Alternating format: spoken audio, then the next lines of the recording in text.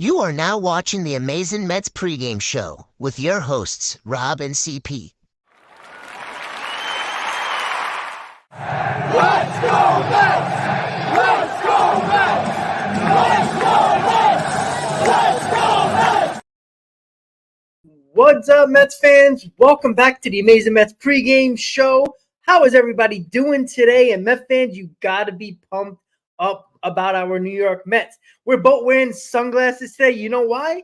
Because the Mets are burning hot right now. You need some sunshades to take away that sun. That's how hot they are. And we're going to talk about it today. 14-2, beat down of the Texas Rangers. We couldn't ask for a more complete game from our New York Mets, Chris. How you doing, buddy? Holy cow, we got a lot to talk about, Rob. You missed a very eventful game last night. I know that you were at work grinding away. Listen, we held it down. Did a little bit of a live stream earlier on in the day at like 2 p.m. talking about the lineup, talking about the upcoming series. And then we went live for the post game, and the post game was popping. I appreciate everyone being in the post game. I had my guy Carson from the Mets Weekly Pod on, and we had a lot of discussion surrounding this team right now that is scorching hot, like you see here with our shades. Obviously, we got to sort of shield our eyes from how hot this Mets lineup is right now. I mean, you name it. They're hitting Nimmo, Pete, Lindor, JD Martinez, Vientos with 3 hits, Alvarez with 3 hits. Holy cow. 22 hits on the night yesterday. It was an offensive barrage. David Peterson got the job done as well. It's great to be here. I appreciate you all. Q&A up on the live chat right now. Hit those thumbs up, and let's have a hell of a stream. Yeah, absolutely. I was at work. I actually was extremely busy, and I didn't even get a chance to look at my phone and check the scores. And I heard the messages when I have my earphones in, and I just keep I'm like, it ain't a text. It's clearly the group chat. So I'm thinking, oh man, they're asking, because the group chat's usually going crazy when we're losing and not playing well. And I'm like, oh, this is not going good. And then I saw 7-0, and I'm like, what the heck? Like, I didn't believe it. I didn't believe it, because this is what we wanted to see coming out of the homestand, right? We didn't want them to lay an egg, right? I don't think anybody expected the offensive barrage that we got yesterday. It was just pure. It was perfect. Like, there's nothing to complain about yesterday. And what they need to do, as we talk about game 2, is to continue that momentum. And clearly, not having a day off after the 5-1 homestand, clearly they rode that momentum right into Arlington. And the Texas Rangers didn't know what hit them. You saw they didn't know what the hell to do. Everything went wrong for them. And again, when you're playing a team that is struggling, anything that goes wrong will go wrong. And the Mets didn't give them even a chance to breathe. And I love it. And again, the lineup, you can't hate the lineup. Like, it doesn't matter. Like, I know people were complaining about the DJ Stewart in the lineup, and then he proved everybody. Yeah, absolutely. And that's okay. Listen, I would have too if I was on the pregame or the postgame. Like, it would have been like, wow, this lineup don't make sense. But you know what? Everything that Mendoza and Stearns is doing right now, whatever they touch, whatever changes they make, trust them. They know what they're doing, right? Even though DJ Stewart is hitting under 200, he did damage yesterday. Like, in a spot where he probably shouldn't have been, but it worked out. Like, whatever they're doing with analytics, matchups, or just a gut decision, they're doing it, and it's working. And you know what? Riding this hot streak for as long as we possibly can. Keep on doing what you're doing, right? The lineup is, I don't think anybody can complain about the lineup today. Look at 1 through 7. Like, if you're not worried about 1 through 7, especially when everybody's hot, Nimmo's hot, Alonso's hot, Martinez was still red hot, Lindor is hot, right? Marte is still hitting the ball, the cover off the ball. I think Vientos looking like he's starting to get his swing back, and Alvarez got a bunch of hits yesterday as well. It's just everybody. Like, this lineup is relentless. And this is what we thought we were going, not to this level, but we thought this lineup could put up runs very easily, because they've done it before, right? They scored the 5-6 runs per ball game on average. That wasn't supposed to be the problem. It was can the pitching hold up? Well, the pitching has. And now this lineup is somewhat complete now. And you see what happens when the pitching has been, for the most part this year, pretty good. And the lineup actually shows up and do what they were supposed to do all along. Man, it's fun. Because this team is not easy to beat anymore. Because when you got the top four beating up and being the main guys doing the damage in this lineup, they're very hard to beat, Chris. I mean, just look at that top four. If you're an opposing pitcher and you know those guys are hot at the same time and they're putting competent at-bats and swings together, and you look at those names on paper, an opposing pitcher has to be peeing his pants before the game. Like, those guys are absolutely lethal. And so it's great to see, because we have been saying this for so long, right, Rob? Like, this is something where this offense, we know the capability. It's about everyone doing their part together, not just the bottom, not just the top, or not just JD Martinez by himself, but everyone collectively. In the box score from the last couple of nights, it's been everyone top to bottom. I know Tyrone Taylor took the over yesterday. I think one more guy took an over, but nonetheless, it doesn't really matter. 14 runs. That's me. Like, that's speechless. That's like speechless category. I don't know what to say to that. I'm not accustomed to that. I'm not used to that. Nope. So I'm going to take that anytime I can get it. And you know what? At this point right now, I'm not satisfied. I'm going into game 2 tonight. What do we always say? What do I always say? Take game 1. They did so, and you have a great opportunity with your best pitcher on the mound right now, and Luis Severino, to take game 2 and get the series win out the way. So that way, when it comes time tomorrow to watch the game, us as fans are hoping for a sweep and not getting the series win there. But nonetheless, we'll see how everything plays out tonight. But I agree with you. I'm loving the way the processes are coming together for this team, and the results are following. Beautiful at-bats. And yesterday, it seemed to be death by a million cuts for Mr. John Gray, whose ERA skyrocketed by 1 whole run from the beginning of the game to the end of the game when he got out.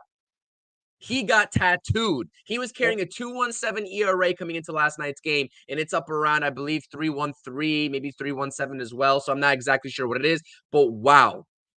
This team is rolling. Like I said, the opposing pitchers know what type of Mets team is coming into play at their ballpark, whether it's the Texas Rangers or the Chicago Cubs. So you got to love it. Keep riding the wave.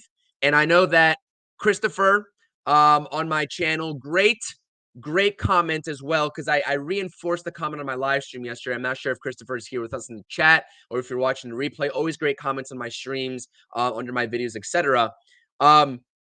Christopher actually kind of asked me, you know, it wasn't really a question. It was like, defending world champs, should the Mets be concerned? And I was like, hell no, the Mets shouldn't be concerned. For 2 reasons. 1, you're already playing great baseball. Yep. 2, JD Martinez in that players-only meeting made it a point as the veteran of that lineup to tell the team, what more do we all have to lose as a ball club right now with the expectations being set where they are? 0 reason to press, 0 reason to be worried. Go out there and play your game. And that's exactly what this Mets team has been doing. And they've been looking like they've been having fun while doing it. More smiles, more guys giving handshakes, more celebrations. It's funny what kind of energy and culture you can build up when winning becomes a good, stable part of your organization. So I know we're getting ahead of ourselves right now. I understand the Mets are winners of 6 of their last 6. I believe they're 12 of their last 16 since the players' meeting. Mm-hmm. But man, this is great baseball to watch in a nutshell, and we got to enjoy this. Yeah, and when was the last time we actually spoke about a lineup that is feared by a team that's facing the Mets? We haven't said that in a long time, right? We always worried about, is this lineup going to show up? We got to worry about this team. We got to worry about their offense. We got to worry about their pitching staff. It was never feared the Mets. I'm telling you right now, if I'm a pitcher right now, look, if I'm Michael Lorenzen, who's been pretty decent this year, but not one of their better pitchers, right? He's been good. But if you're Michael Lorenzen right now and you just saw a 14-run barrage and just I mean, it was just haymakers after haymakers, uppercuts after uppercuts. I mean, you got up, you got your ass knocked right back down. I mean, if you're Michael Lorenzen right now, who are you looking to? Who are you looking to walk? Who are you looking to get out? All right, I'm going to try to get to this guy in the lineup to get out of this inning. There isn't anybody, especially definitely in the top 5. Like, you're in trouble. You're absolutely in trouble, and that includes going to the bottom of the order who are starting to hit that ball even more too. And then there's nowhere to get outs. So if you're a pitcher right now, there's no breathing room. There's no taking a deep breath in this part of the lineup like it was for the majority of the year, prior to our winning stretch, right? It was the top of the order that, all right, we can work around this top of the order when the bottom of the order is doing the job, and vice versa. So it's great. It's great to feel confident going into a ball game, right? There was too many times in May where we shrug our shoulders. Like, I don't know what to expect from this team. You know what I expect from this team now? A good performance. And if somebody doesn't do the job, somebody's going to step up and do the job and pick that guy up, pick that teammate up. And that's the huge difference, Chris. And you brought it up. The culture, the chemistry. It feels different, right? When you're winning games, everything seems like it's clicking, right? And when somebody can't come through, the next person will. And we always talked about that next person up mentality, and that's exactly what they're doing especially during this stretch. And you know what? It got them right back into the thick of things. And oh, by the way, for everybody who says you can't, look how many teams they have to jump. Well, yesterday they jumped over 2 teams. They jumped over the Cubs and the Reds, right? They win today. Yep. They might jump over another 2 teams because they're only a half a game from the 2 teams in front of them. They might jump another 2. So in 2 days, they jump 4 teams. And there's a pretty good chance that they could be a half a game or a game or tied for a wild card spot, depending on what people do. Now, a lot of moving parts. And again, I know people don't like to talk about the wild card, or certain people do. I'm gonna beat it in everybody's heads because, Chris, you do this all the time, right? The time, right? It's coming, right? The Mets season is July 31st. That's the end of their season. It could be that is season number 1. There's 2 seasons. I said this many times. Season 1 is prior to the deadline. Season 2 is TBD because we don't know. It's irrelevant. So that's why you got to play like July 31st is the end of the season and you're racing to a wild card spot. They have to play these last 32, 33 odd games until the deadline. Like, that's the end of the season, and it's a run to the playoffs, run to the wild card spot. And the Braves are falling rather quickly as well. The Mets are only 5 games from them, and I'm not going that crazy. But now there's a ton of options now because the Braves seemingly are falling apart on their own. We're going to be facing them I think in the next 3 weeks, if I'm not mistaken. That can be a really big series. And I'm not saying that the Mets in 3 weeks from now are going to still be on this crazy hot streak. I mean, if they are, watch out, because the Mets are the hottest team in baseball right now. We're not wearing the glasses for appearances, right? They're red hot right now. Nobody wants to face them. And that goes for any team, not just the Texas Rangers, who are 33-39. By the way, the Mets have a better record than them. Crazy, right? The world champs, right? That World Series hangover is a bitch. And you know what? Nobody wants to face us. So keep that fear. Take it into game 2. Win the series. And now house money tomorrow. Now, we don't like to be greedy because we are Mets fans. There's always that pessimism as a Mets fan, that's that little bit of optimism, but a lot of pessimism. But if you win today, you're playing with house money tomorrow. All the pressure's on the Rangers. They're not trying to get swept. And the momentum is just clearly on the Mets right now. And unfortunately, if we do take care of business, we do have an off day on Thursday, but I don't think this is going to stop the momentum. But about game 2, don't take that pressure off their throats. Press harder, because you don't want to wake up the sleeping giant, because they're a dangerous team, right? They got the players. We all seen it in the playoffs last year. We seen that run in the playoffs they had. They're a dangerous team. You don't want to wake them up. Like, let them wake up next week. I don't care. Or on Friday. I don't care. But right now, continue to put pressure on this team, because you could see that things are going wrong quickly for them and they don't know what to do. So you got to keep on doing it, Chris. Yeah, absolutely. A couple of points here. Shout out to everybody in the chat first and foremost before we speak solely on game 2 here, because like I said, last night was just a little bit of a laugher. I definitely don't expect that to be the case tonight, especially when you have another good pitcher, right? With a respectable ERA and just good stuff in general with his 7-pitch arsenal and Michael Lorenzen going for the Texas Rangers. But shout out to Robert, Frank, Easy, who's showing a little bit of that pessimism, saying the offense is going to come back down to earth today. That's okay. Understand. I'm not expecting 14 runs, but I'm definitely expecting Maybe 7. a little bit. Yeah, maybe 7, maybe half that. Give me half that. I'm happy. Shout out Daniel, Mike, Hector, Blunt Thoughts. Appreciate you being here. We had a whole discussion prior to this live stream on X about Jeff McNeil going back and forth. Tune in. Not sure if you're still doing it.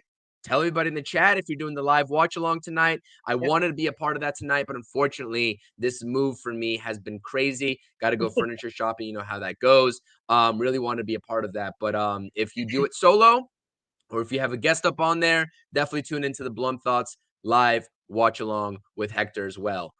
Brad, shout out to you as well. I appreciate you all being here. Stony, thank you so much. Listen, yeah, if you weren't here for the beginning of the stream, we're just about 17 minutes in. We do look good in these shades, Rob. You gotta admit, we look good in these shades, but we're not doing it because we look good. All right, we're doing it because the Mets' future is bright.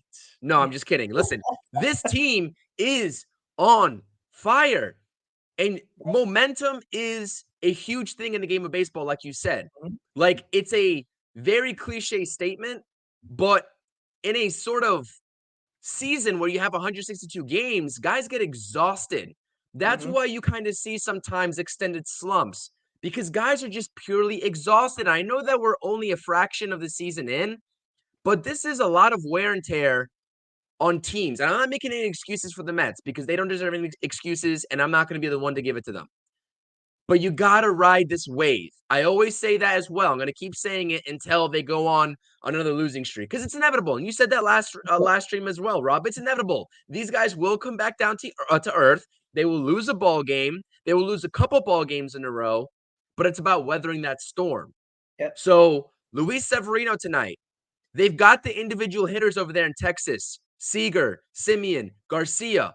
Now all of them have woken up, Josh Smith even. Not all of them have woken up at the same time. They're kind of playing individual baseball like the New York Mets were a couple weeks ago when you talk about great individual performances, but not a team performance that'll get you wins and get you runs in a hurry. That's kind of the baseball that they're playing. And I forgot to mention Robbie Grossman in that because he was responsible for the only 2 runs that they got yesterday. But nonetheless, very excited for Luis Severino's start here. And I always say that, and I always look forward to Luis Severino's starts right now. And I always did, especially coming into the season, right? Because I really thought that it was an underrated signing. But he is going to be the anchor of this rotation until that quote-unquote first half of the season is over, like you said, come deadline season, right? And we're not going to have the discussion if the Mets are going to be buyers or sellers. We're going to have the discussion later on. Right now, on June 18th, is not the time to do it. But what I will say, though, is that they were very confident in the broadcast yesterday that, or a couple games ago, talking about Kodai Senga and how his timeline is naturally going to be after that deadline. Like, with the way he has to ramp up with his setbacks, he's not going to be in the equation probably 99.5% with positivity in that until after the deadline. So the guy that's going tonight, Luis Severino, we expect consistency from him. We expected it from Quintana, didn't get it. I expected it from Hauser with what he did in Milwaukee in his Milwaukee days. Didn't get it, got moved to the bullpen. Now we're getting consistency in that bullpen from Hauser, but it's not starting pitching. It's not in a starting pitching role. Luis Severino has to be that guy. I know Tyler McGill has been better. I know David Peterson has been better, and I know Sean Manaea is coming off of a strong start. But with those 3 guys I just named recently, especially with Christian Scott, and I won't even get into the Christian Scott topic on this stream. You all know how I feel. He's making a start tonight. That'll be his 3rd start in AAA. Talk about innings limit. That's a whole different discussion. But Luis Severino has to be that guy that gives you consistent starts. Because I don't expect longevity out of David Peterson, although he gave us 6 innings in a laugher yesterday. You still saw glimpses of him not being able to put away hitters at times, especially in pitchers' counts. Yeah. Tyler McGill, same thing. Sean Manaea, same thing. 5 strong, solid innings out of those guys, and you're almost content if they keep in the ball game. Luis Severino's a different story. Yep. So I'm really curious to see how he performs tonight.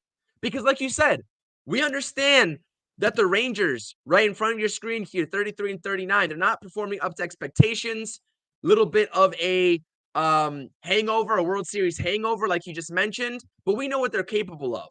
I have Yep. full trust in Luis Severino until he shows me otherwise. And what he's been doing so far this season is grounds for an extension. I'm sorry. I know I'm getting ahead of myself, but that guy also just still being in the prime of his career, I'm talking about extension before I'm talking selling with Luis Severino. That's that. That's enough deadline talk. I'm excited for tonight. And I mentioned it in my live stream yesterday. It wasn't the post game, but it was the first live stream. This team is making me want to turn on the TV and hit that power button and watch MLB the pregame show. Whereas a couple of weeks ago, I was like, I'm just barely making it to the game in the first inning. Do I want to put myself through misery going through 3 hours watching the same heartbreak that I witnessed the night before? Obviously, like I said, we do it because we love this team and we're here to talk about them consistently on our platform. But it got to a point where it really felt like rock bottom here in 2024 at one point. And it was just like, it's really a struggle to turn on the TV and watch the complete and entire ball game. Right now, I can't get enough of this team. I can't. So this is kind of where I'm at as a Mets fan. And I think a lot of people have to just start riding this wave, right? A lot of people are still pessimistic. They still need in their brains to see more from the Mets. And I'm sort of still in line with that theory as well. But I would be lying to you if I told you I'm not going to enjoy this right now while it lasts. Yep. Because you never know when they're going to come back down to earth. And you Yep. never know when shit's going to hit the fan, right? Yeah. So to speak. So let's enjoy it. Let's see what they got. And hopefully the good times keep rolling for the foreseeable future. Let's get it. Luis Severino, it starts with you. Yep, absolutely. And you talked about Luis Severino, right? Let's give ourselves, me and you, credit, because we were two of the few that said that Severino was a great signing, right? We said it from the day one. A lot of people and a lot of people in our chats during our streams were not happy that we gave him $13 million for a guy who had his worst year of his career and is often injured. The fact of the matter is, it was all about that pitching lab that changed a little bit of his mechanics. There was a lot of his tipping of the pitching that the Mets, if it was Hefner, let's not, a lot of people don't want to give Hefner credit for anything, but you know what? Severino might be a product of Hefner helping him out with that, because that was a big talk in spring training that Hefner really did figure out that he was tipping pitches big time with putting his glove a little more higher when he was throwing a breaking ball, and then a little lower when he was going to throw his fastball. He noticed that, and it was talked about in spring training. And then with the pitching lab, so he can repeat his mechanics and fix his glove positioning prior to when he comes to the set, that pitching lab fixed Severino. And with the combination of Hefner doing working with him and the pitching lab, it made Severino into the pitcher Yankee fans thought he was going to be for years, right? There was that talk about Severino and DeGrom, who's better, right? So let's not act like this guy wasn't one of the better pitchers in baseball not too long ago, and he's still very young. And we talked about this, a month ago, about giving Severino an extension, and a lot of people didn't like that. It's too early. It's early. He can still get hurt. It's not about him getting hurt, right? Any pitcher can get hurt at any moment, regardless if they're good or not. But you don't want to be bidding against another team for a guy who's already on your team, who clearly enjoys it here. Why not try? Why not get him into the room and say, listen, we got a 2-year deal, maybe a three-year deal with an option, or 2-year deal with an option. Give him some good money, right? There's no reason why you can't get. He's pitching like if he's pitching to a 3 ERA for the rest of the season, that's worthy of, look at the salary of 3 ERA pitchers, between $17 and $20 million. I know that's a lot of money, but he doesn't deserve it. If it wasn't for Severino, we'd be in deep shit right now. Like, let's be honest about this. This rotation was in trouble. This rotation was very much in trouble. And we were considering, Quintana going to the bullpen or DFA'd, right? Who knows what happened with, Manaea when he was struggling for a couple of games. And all we were relying on Severino to pitch really damn good when he pitched every fifth day. And remember, this pitching staff has held up without Kodai Senga. And Kodai Senga is not going to be no help until after the deadline. And who knows what that's going to mean at that time. It might mean just keeping him, fresh for next year. But the fact of the matter is, this pitching staff has been doing their job for the most part. The changes they have made with Hauser going to the bullpen, Christian Scott might come up in 2025. You never know, Chris. But he's, look, I'm expecting them to perform, right? I know these guys are good. I know Severino is good. He's got the stuff to be an ace. He is our ace, even if he wasn't pitching that, really that well, because he has the best stuff amongst the entire rotation. So I expect him to go out there and dominate. It's just that simple. I'm sorry. Every Mets fan, if I would have said on June, what the hell is today's date? 18th, if Severino had a 3.12 ERA, every Met fan would have signed on that dotted line. Because nobody, what do you have, a 6.5 ERA last year? 7? Yes, he did. 8. Yep. Excuse me, he had an 8 ERA. That's how bad he was. But all the stuff is there, and whatever changed Severino, if it was a combination of Hefner and the pitching lab and the Mets organization that nobody wants to give them credit for what they've done this year with the pitching staff, as good as they've been, bullpen and starting rotation, with all the troubles they went through, and still kept their head above water to make this type of run again, and gave us an opportunity to get back into this race when we were 6.5 games out of a wild card spot, not even 2.5 weeks ago. We gained 5.5 games in 2 weeks. That's a huge deal. And that's kudos to the coaching staff, Stearns, and of course the players. And you know what? Mendoza, I know Hector talked about him being the MVP. You're damn right. 100%. Mendoza, a lot of people didn't like him being hired as the manager, but he's done a hell of a job. He stood up for his players. He keeps them all accountable, no matter if you're the highest paid or the lowest paid, you're accountable, right? David Stearns, same thing. What has he done? The two guys that he can probably favor on this roster, in Hauser and Tyrone Taylor, he said, Hauser, listen, I know you're my guy. It was my first move as a Mets, running the Mets, but you're not helping us right now in the rotation. Get your ass in the bullpen and do your job. And he's been outstanding for us, and it's helped the bullpen. It's helped our long man situation. So everything that the Mets talked about in spring training about accountability and, making sure that everybody does their job. Now, it took a while, but finally, maybe May was our bad month. And finally, June, because April was solid, right? We talked about it. Everybody would have signed for a 500 April. That's what we got. May was a disaster. We all know that. Right now, the Mets are red hot in June. Maybe the Mets got their big bad month out of the way very early, which we always talk about. That middle of the season, like that June, is the worst time to have a bad month. May, you can recover. June is hard to recover because you got the deadline coming up. So having a good June, you could ride that momentum. It's easier to recover in having a bad May than a really bad June. And I've always felt like that. And again, we got 2 weeks until June is over. So we could be talking about, bad things to come. But right now, like you said, Chris, you have to ride the wave, because why not? We don't get a lot of these happy, these waves, these happy moments for Mets fans. They're few and far between. Enjoy it. And it starts tonight with Sevy on the mound, who is our best pitcher, Chris. I'll tell you what, though, I'm crossing my fingers in terms of that coming to fruition and just riding out the rest of this June and not having a disasterful rest of the 2 weeks in June. And I really hope that this team avoids that quote unquote. I know this is awesome, an awesome term in the Mets fan base, the June swoon. But yeah, it is looking like May was that month that they needed to weather the storm. And we're not sitting here telling you all that there's not going to be another storm needed to be weathered, because it could come at any moment. We don't know. But what I will say, though, going into this game, we didn't really so much see it yesterday, although it was kind of a telltale sign in terms of who the higher leverage guys in this bullpen are going to be. going forward here, especially in the near future.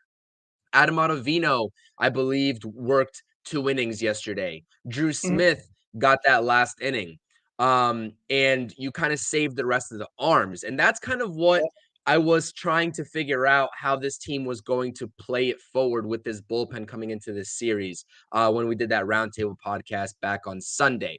Little bit hard to tell still, especially right with last night being such a laugher as it was 14-2. But the bullpen management is going to be something that everybody should be watching out for. How are they going to use Hauser now that it seems like he can give you length and longevity, competent longevity out of that bullpen? How are they going to use Sean Reed Foley, who may or may not be better than Drew Smith and Adam Ottavino in higher leverage situations? How are they going to use Daniel Nunez? How are they going to use Reed Garrett? Which one of those guys is going to be the setup man to Mr. Edwin Diaz, who seemed to found his groove? So still a lot of question marks in terms of how this bullpen is going to be utilized, but I like the actual options that Mr. Mendoza has to utilize late in the ball games, right? And I think Eloise was talking about it earlier in the chat here, talking about these starting pitchers not being able to go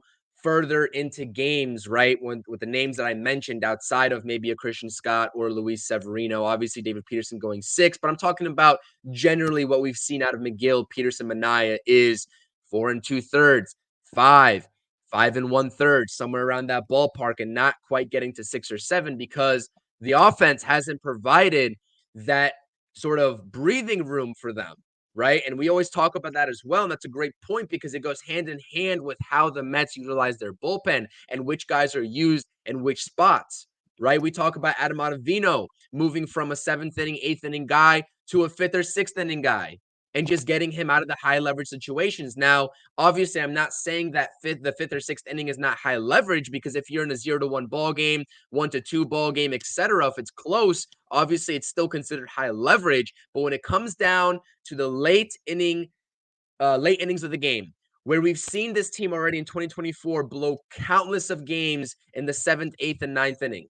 I mean, if we won a fraction of the 7th, 8th, 9th inning games that this Mets team has lost so far in 2024, we would be sitting here maybe at like 40-31.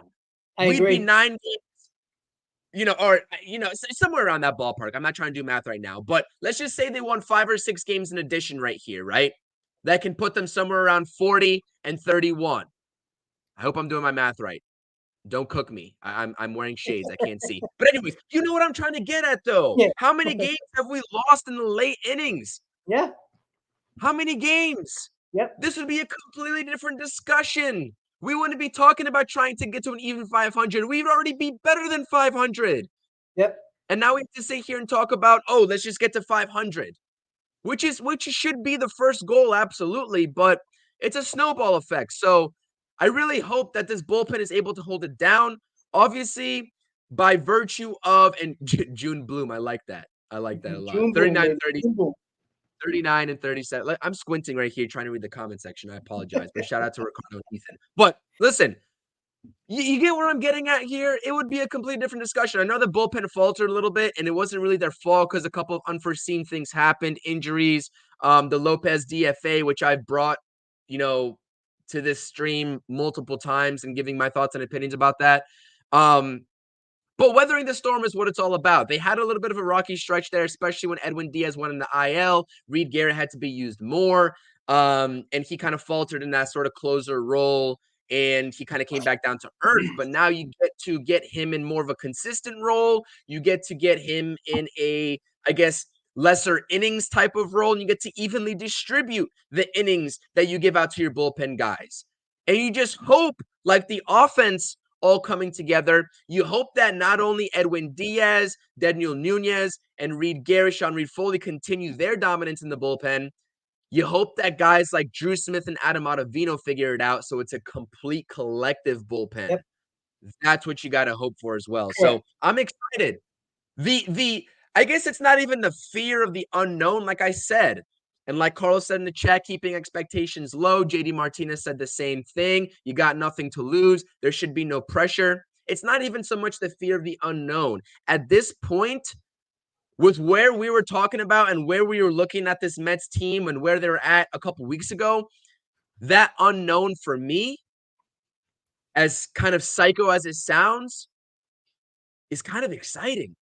Yep. I'm kind of excited to see where this Mets team goes. Yep. Because this is like going to give us the direct answer if they're a good team or a bad team here, right? Yep. Are they able to completely dig themselves out of this hole? Or is this kind of just like a teaser they're giving us before they fall right back into line of where they were at before? So I'm excited, man. I think a lot of people should be excited. Yeah. Again, we hope that doesn't become the case. You know, they're still digging themselves out of that hole, but we hope it doesn't. It ain't going to be a big fall or a hard fall after this streak. But the record would have been 39-32, and that would make them a half a game out of the first wild card spot and up 2.5 games in the second wild. I'm sorry, 2.5 games in the second wild card ahead. That's the difference of having a May where if you would have won even half of those blown games late in the game, we would have been 39-32, a half a game out of a number one wild card, and we'll be looking really good right now instead of trying to chase in June. But you know what? Let's see if they can keep on doing it. And it just shows you when all things are clicking, how good this team can be. And then you can say that about many teams, but many teams never get everything clicking at once. And that's why there's bad teams that are not doing well, because everything is not running on all cylinders. And when that is the case, you could see how dangerous this team is. And again, everybody's not going to stay hot. I mean, who knows? They might. This June might be outstanding. We might have a hot June the entire month. If we have a hot June the entire month, which is possible, by the way, you know, we're only 2 weeks away. 2 weeks away until June's over. You know, if they finish this June on a really good streak and be 8, 9, maybe 10 games over 500, we're talking about the Mets being in a wild card spot. Because again, I keep on saying this: name me a team in the National League that people consider a mediocre, bad team who has had 2 hot streaks as the Mets in April and now in June, or late May into June. Not none. You maybe 1 or 2, and one of them is the Mets. Instead of the division guys right now, the division teams that are winning, other than that, nobody is. So these hot streaks does matter. This is how bad the National League is, and why the Mets always had an opportunity here, and they had to have a June like this and another hot streak like this to get back into it, because nobody's really winning anything. Look at all these records. Besides St. Louis, there's and Washington 5-5, 6-4, 4-6, 3-7. A lot of 500s. I said it, guys. A lot of these teams are going 500 at best every 10 games. If you get 2 games over that, if you're 6-4, 7-3, you are gaining games on those teams. That's why you jumped 2 yesterday. If you win today, a pretty good chance you're going to jump at least 1, probably 2, and we jump 4 teams in 2 days. And we might jump more teams if everybody loses. I know that's a lot to think about, but it's very possible. Again, not even in a 10-game stretch, the Mets gained 5 games in the standings that quickly. And can I say something real quick? Yeah. And this goes completely against taking it 1 game at a time. But as it pertains to the actual schedule for the Mets, if they're able to weather the storm for the rest of June, please take a look at the schedule for the first 2 weeks of July. And that is just like, it gives me so much confidence going into the month of July.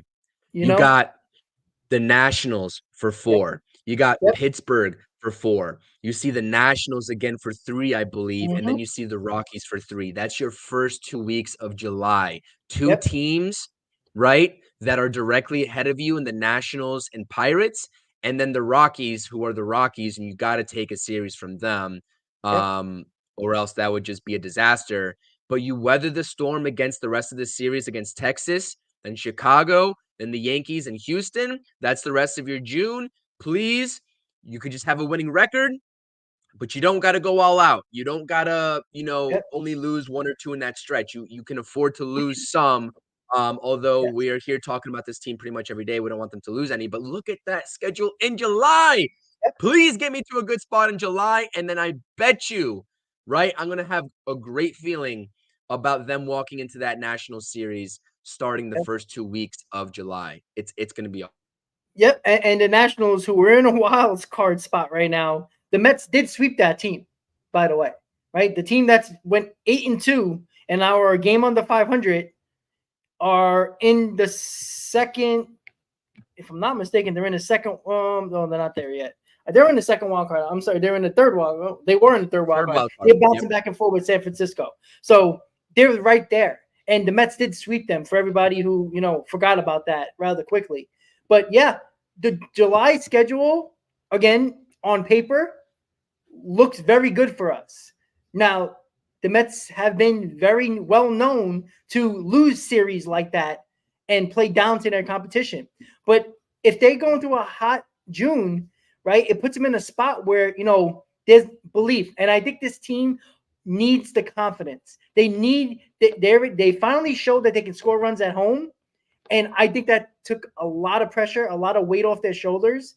And they're going to run into it, and they ran right into the road trip like they've been doing on the road, scoring runs. So if the June ends in a 9-10 games, maybe even more than that, over 500 in June, and the teams that, like you said, right, Washington, Pittsburgh, teams that we might even pass Pittsburgh by then, even further. I think we already did pass them right now. But yeah, I mean, they're right in front of us, a half a game, right? By the time we face them, we might be well ahead of them.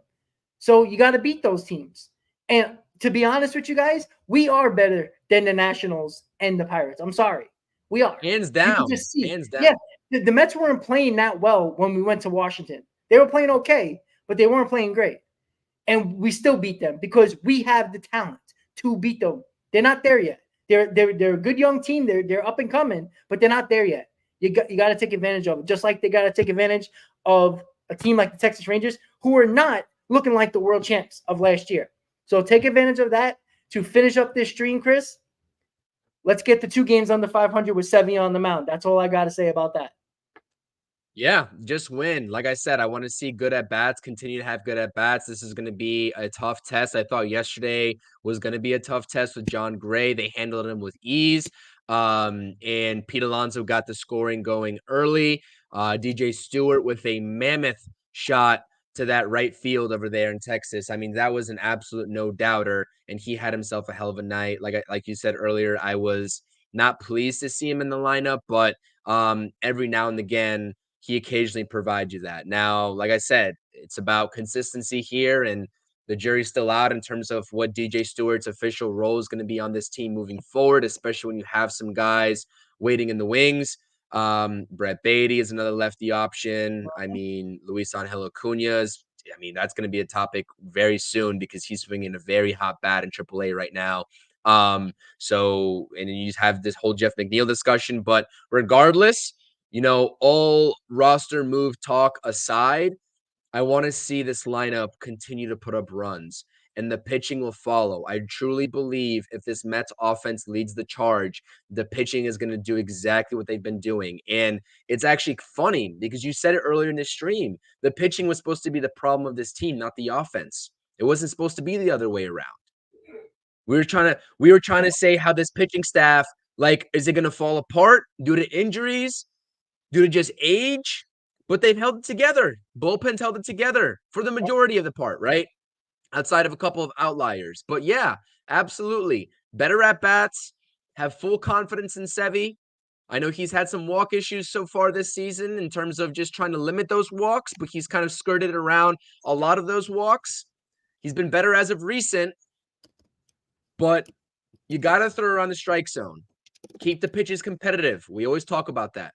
Keep the pitches competitive, and let's just keep this Mets team competitive. Yep. And I don't care what you chalk it up to as a Mets fan, as a Mets reporter, whoever talks about this team, whether it's Grimace, and that's why they're playing better, which is kind of insane to think about. But anyways, okay. Or whether you watch this team and just realize that they're playing with more confidence, that Francisco Alvarez is back. And although he's had a slow start with his bat, he means all the difference in the world in terms of the starting pitchers doing what they got to do. So whatever it is, keep fighting, like Carlos said earlier in the chat, and let's win a damn ball game, because we're not wearing shades on this stream for no reason. Damn right. So that's all I got to say, man. And like I said, last thing here on the stream, appreciate you all being here. Frank saying CP, all due respect. What's the second? One game at a time. Yeah. And I already know that. I know I got it ahead of myself in terms of looking at the schedule. I understand that is one game at a time. I understand that we have a game today. And we got to take this one game at a time, because the ultimate goal should be getting up to 500. I understand all that, but it's kind of hard not to feed into this team right now with the way they're looking. And honestly, though, us as fans, why do we have to take it one game at a time? That's their job. We can sit here and look at the schedule all we want for June, and we can play projections all we want. We talk about this team. We don't play for this team.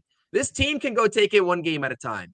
So I'm excited. They've got me excited. They should have everyone excited, and that's it.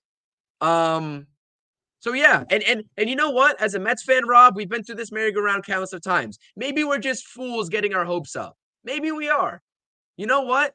It's mid-season. Last year when we did streams together, we were talking about a whole marathon of a trade deadline that we kept going for a team that were sellers, pure sellers, selling everybody and their moms. That's it. Like, what are we doing here? What a damn ball game. I love it. Let's go Mets. That's all I got to say. 100%. And final thing, a lot of people are comparing the 2015 Mets or this team to the 2015 Mets. I agree with that, but this roster on paper is a hell of a lot better than that 2015 team. Remember, that 2015 team prior to the trades, I mean, Eric Campbell was cleanup hitter. Like, they're not a good roster. Lucas Duda was playing first base. Wilmer Flores was on the team. Should have never made the World Series. It was a hell of a run. It was shocking, to be honest. No, they didn't have the roster for that. But it just shows you coming together as a team, like this team is coming together and trusting each other. And, you know, the crying on the field by Wilmer Flores, right? That brought the team together as well. You know, it brought the manager to a whole new level, with that Terry Collins, who was never really a good manager in his career, brought him to a new level of being a manager by, you know, having his players back just like Mendoza does.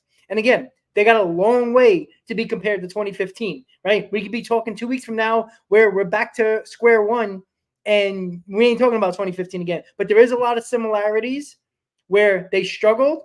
And somebody brought up on WFM, one of the callers, that I think it was 2 days ago or yesterday, that the Mets had the same exact record as the 2019 Washington Nationals.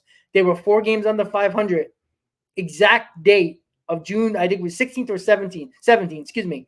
And they went on to win the World Series. Now, I know you can't compare the Nationals to, you know, the Mets of 2024. You can't really do that. But it is eye-opening that, you know, people are like, oh, even 3 days ago, people in the chat were saying, come on, guys, they're not going anywhere, right? You can say that, but we've seen it happen again and again and again. The Phillies were under 500 in 2022, right? The Diamondbacks fell back to 500 prior to going on their run. And the Nationals were 4 games under 500 in around the same time in 2019, around this time in June. So it is possible, right? All it takes is a stretch like this to get the team and get the chemistry and get the camaraderie and get the trust of teammates, and it changes everything. It makes everybody better. And that's why we're I wouldn't say 100% confident, but we feel good about going into a ball game that a lot of times most Met fans don't feel good about any game. We're going to be like, I don't know what's going to happen in this game. We don't trust this team. I trust this team right now. I trust them. Now, maybe they lose today, maybe, but I trust them knowing that they're not going to, you know, put their heads down and hide in the corner if they lose today and try to win the series tomorrow. So I feel confident about today with Sevy on the mound. You win today, man, you know how pumped Met fans are going to be? We're already pumped. You know how crazy Met fans are going to be going for the sweep tomorrow? Oh, my. I need to do a pregame, postgame, in-between game, everything, because Met fans are ready. we're ready to explode. And we're starting to like this team. We're starting to love this team. You see how many people showed up at Citi Field since they were winning? They had 30,000+ a night. Not just the giveaway. It was the other days too. You see how fast believing in the team, just a skimmer of hope, brings fans to the ballpark when there's nothing to do pre or post game.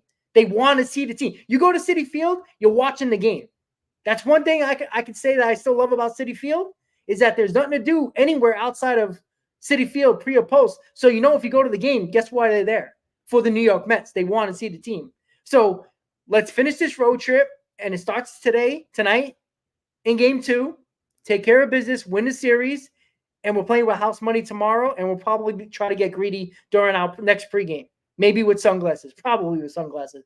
So Yeah, Chris, they win tonight, and the sunglasses are making the appearance tomorrow for right. damn sure. And one thing that you just said before we wrap up here, and that I want to just sort of like back up and echo and make sure everyone understands: if they go out there and lose today, that doesn't like diminish anything that they've been doing over this last stretch of games. It doesn't diminish it at all. But like you said, it's about whether they bounce back the next game, knowing that they need to take a series. So it's about like the mental toughness in that aspect. Losing is going to happen. I just want to reinforce that because sometimes when teams go on these runs and the Mets go on these runs, I think there's a little bit of unrealistic expectations that get thrown out there. And after the first loss, right, in a while, everyone starts losing their minds again. So even if they lose tonight, not saying they will, I have very big confidence, very high confidence like Rob does. Like he just said, it's not the end of the world.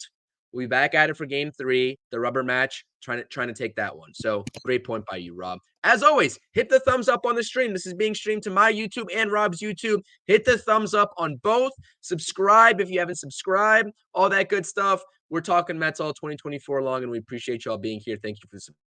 Absolutely. So that's another Amazing Mets pregame show in the books, guys. We appreciate you guys in the chat. I had a consistent 100 in the stream today on my channel and on X as well. So we appreciate that. If you are on X on my on X with me and Chris, make sure you jump over to YouTube and subscribe to the channel because, listen, you're not always going to be on X. You can always come on YouTube and subscribe to the channel, and you get to know when we're live and when we put up our videos. So with that said, guys, let's get win number 35 and get one step closer to 500 and get pumped, Met fans, because tonight I'm feeling good. You better feel good. Chris is feeling good. We got our shades on. We're going to have them on tomorrow, win or lose, because we trust this team right now. And you got to ride that momentum with this team, and that's what we're going to do. With that said, guys, everybody have a great night. Let's go Mets. In about a little more than an hour, the Mets got a game, and they'll be ready to go with Sevy on the mound. Have a great night, guys. Let's go Mets. We'll see you next time. Let's go Mets.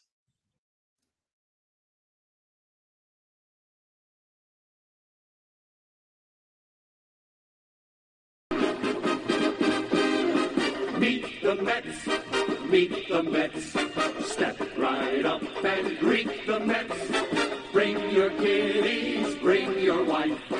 Guaranteed